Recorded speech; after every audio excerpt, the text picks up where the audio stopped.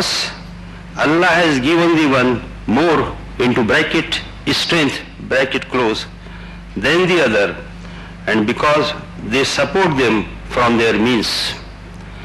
This verse again lays down that men are the protectors and maintainers of women.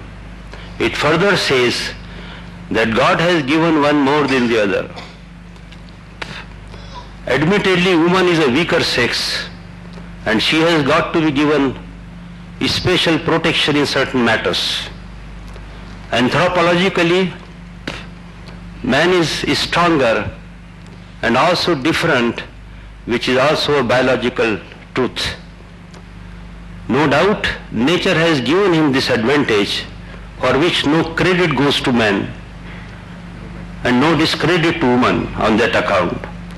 But I would like to tell you that this advantage has also been given to men in order so that he is able to effectively discharge his functions.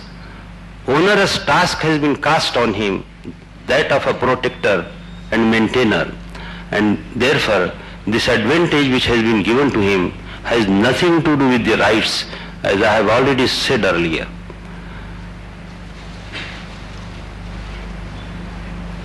In fact, this advantage in no way reduces the rights of woman nor her importance.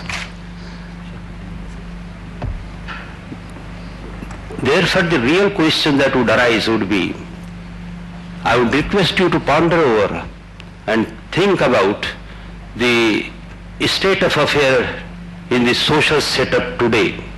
According to me, this is one of the most important and delicate function of the men, to give protection to women. It is in a very deep sense which has to be understood. It is not only an ordinary protection in the sense of saving one's life. Please try to understand and appreciate. I would request you to think over whether men are discharging their functions. And if you closely examine, I have no doubt you will come to this conclusion that men have abdicated their most important function, that of giving protection to women, and therefore have neglected their elementary duty. I don't want to enter into a dialogue or a debate at this time, because there is no time at my disposal as to who is responsible for bringing about this tragic situation. Maybe that woman may have also been responsible for this bringing about this situation, but the fact remains that this has exposed women to forces of crime and oppression, leading to widespread cases of violation of her honor and dignity.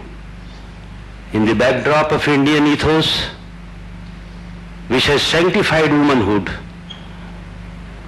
no woman would like to bargain for such liberty, and no man would like to agree to give up his role as a protector.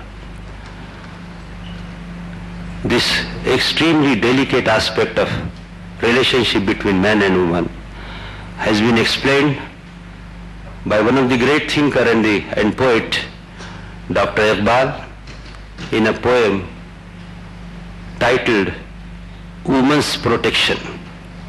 Of course, the poem is in Urdu. It consists of 3 couplets, but I'll translate them, these 3 couplets, after I have recited these 3 couplets. Iqbal says, एक जिंदा हकीकत मेरे सीने में है मस्तूर, एक जिंदा हकीकत मेरे सीने में है मस्तूर, क्या जानेगा वो जिसकी रगों में है लहू सर्द, क्या जानेगा वो जिसकी रगों में है लहू सर्द, न पर्दा न तालीम नई हो के पुरानी, निस्वानियत जन का निगहबान फकत मर्द। जिस कौम ने जिंदा हकीकत को न पाया, उस कौम का खुर्शीद बहुत जल्द हुआ जर्द। The translation would be that जिस कौम ने जिंदा हकीकत को न पाया, the nation which has not realized this truth एक जिंदा हकीकत मेरे सीने में है मस्तूर, a living truth lies deep into my heart. क्या समझेगा वो जिसकी रगों में है लहू सर्द. It is not for those whose senses are frozen. ने पर्दा ना तालीम नहीं हो के पुरानी. It is neither veil nor education, new or old. निस्वानियत जन का निगहबां है फकत मर्द.